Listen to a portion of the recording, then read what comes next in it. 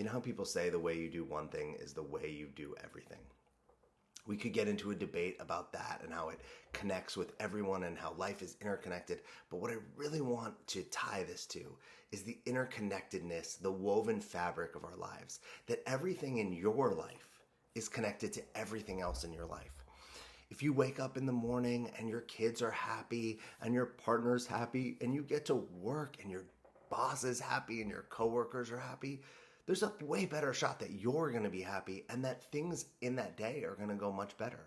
But if you wake up in the morning and your partner is grumpy, your kids are, throwing their oatmeal on the ground, you can't find, that thing you wanted to wear, you can't find your keys, you go to get gas, there's a line, you're going to be late.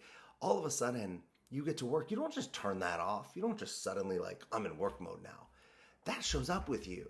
Your being, that upsetness, that frustration, that rush, that busyness shows up with you.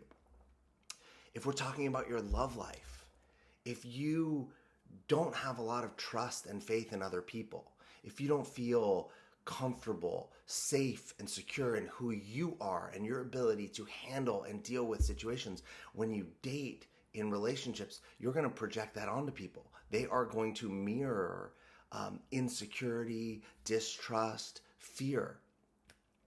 Our lives are like a woven fabric, and the way that we are the connected pieces. The way we show up, the way who we're being filters out to all areas. So when people are like, I want to focus on my business and my job and I want to make more money, well, I want to look at their relationship to themselves. I want to look at their relationship to love. I want to look at their relationship to their parents, their partner, because it all says something.